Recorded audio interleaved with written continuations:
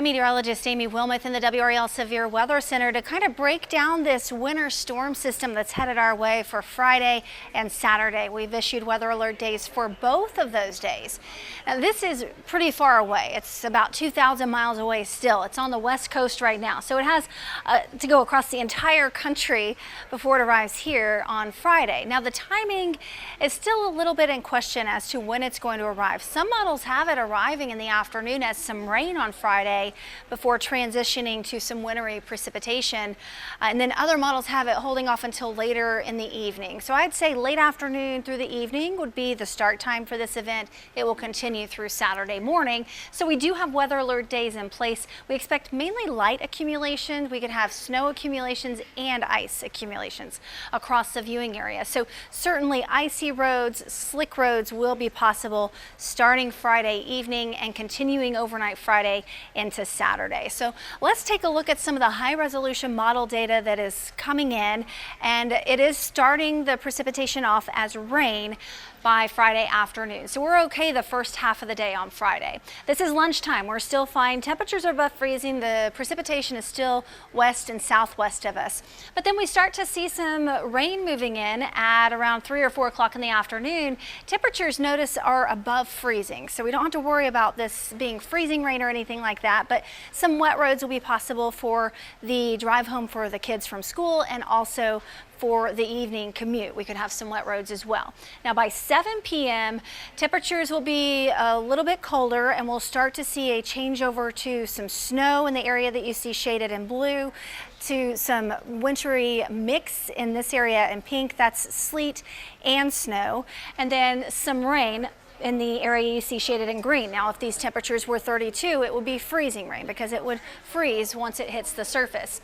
By 11 p.m., it's more spotty activity for a good part of the area, but still some activity with snow in the northern part of the area. Same thing around 1 a.m., scattered wintry precip with snow to the north, a wintry mix around the triangle and points to the south. Now, that's where the high resolution model data comes to an end for now. We'll have more of this data coming in as we head into the next several hours, but that's where it stops for now. So we'll go ahead and go to the low resolution model data, and I wanted to show the entire state of North Carolina. I know we have a lot of parents that have kids that go to App State and Boone, and I know they're going back to Boone this weekend. The dorms are opening up again after the winter break, and so wanted to help you plan out the timing of maybe when your student needs to drive back.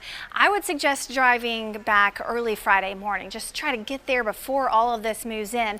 This is where Boone is, right about here, and by 2 o'clock in the afternoon they could already be seeing some snow on Friday. So I would not suggest driving there during the afternoon or evening on Friday, certainly not during the morning hours on Saturday. This is Friday at 10 p.m. and almost the entire state covered in some kind of precipitation, snow, wintry mix, or rain.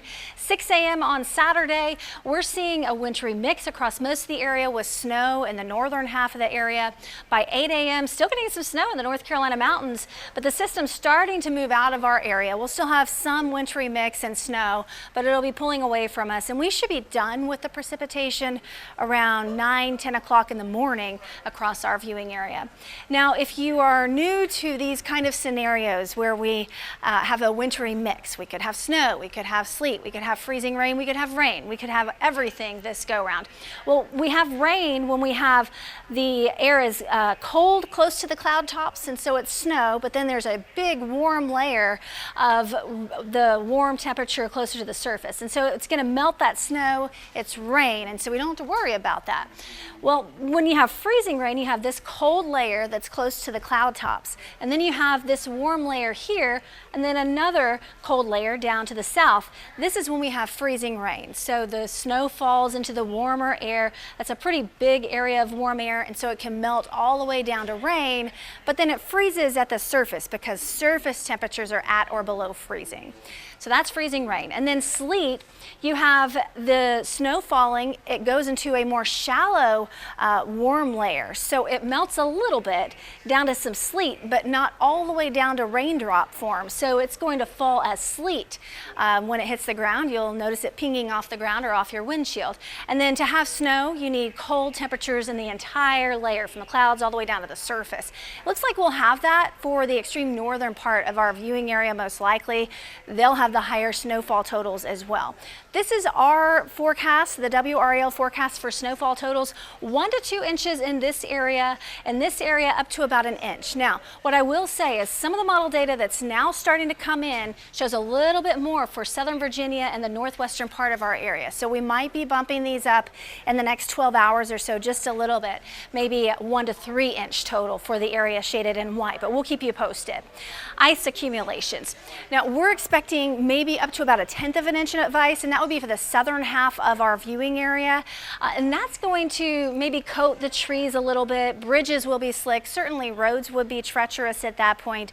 And this is the area that we're expecting in our area as far as accumulations for ice. Now, once you get to 1/4 of an inch to 3/4 of an inch, you have some problems. You have power outages.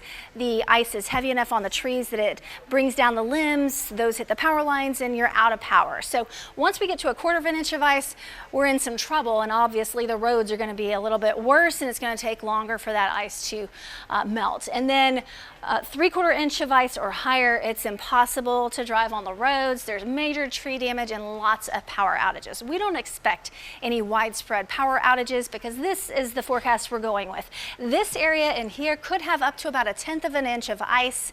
That would not lead to power outages, but it would lead to slick roads, that's for sure. This area here, just some light ice possible, as they'll have a little bit more snow in this region, but it is definitely going to be treacherous on the roads Friday night into early Saturday. This is our chance for an inch of snow across the area, about a 70% chance in Raleigh, higher as you move to the north, lower as you move to the south. No surprise there, really. That's pretty typical for this part of the country with a system like this. So at 3-inch totals, about a 17% chance in Raleigh, higher to the north, lower to the south. It's likely that we would not get 3 inches in the triangle, but if this changes to all snow, then that could certainly change. Now, something to keep in mind, look at our low temperatures. It is going to be very cold the next several mornings. If we have any lingering moisture from the Friday night and Saturday system on Sunday morning, any lingering moisture on the roads, we will have icy roads. Our low is 22. I'm thinking a lot of it is going to evaporate. Just want to let everyone know that early Sunday morning roads could be slick as well. All right, want to talk a little bit about the freezing rain. This is just kind of another way to think of it, to kind of visualize this. We have above freezing temperatures, and this is all going to fall as rain. It's all warm all the way down to the surface. Another graphic that we can show you, this is the freezing rain. So you have this thin layer of the colder air right at the surface, and so the snow melts, turns to rain, and then it freezes on the surface because we have temperatures at or below freezing.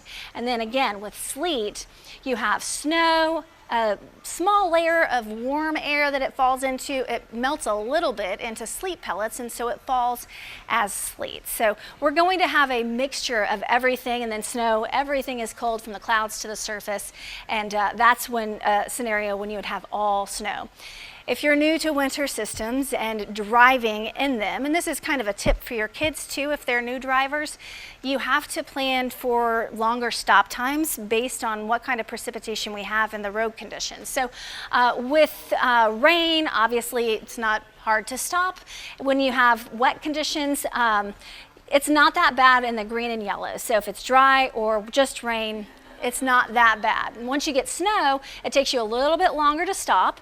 So you've got to plan to stop a little bit earlier. Once you have ice, which I do not drive on, I do not recommend. I don't think anyone's good at driving on ice. It's going to take you even longer to stop. So icy conditions, I would suggest just staying off of the roads, and we could have some of that Friday night into Saturday. So stay tuned. This is a lot. It's a lot of information, and meteorologist Chris Michaels has done a Q&A on WRAL.com. Just search Q&A. He's got a lot of great questions, a lot of great answers for you. If you're new to this, I suggest reading that article. Also, we want to see your photos and your videos, if it's safe to do so. If you can go out and take a picture or a video, you can send it to Report It. Just go to WRAL.com and search Report It. Again, we have weather alert days for Friday and Saturday. The big impacts will be Friday night into early Saturday morning, and we'll be sure to keep you posted here in the WRAL Severe Weather Center.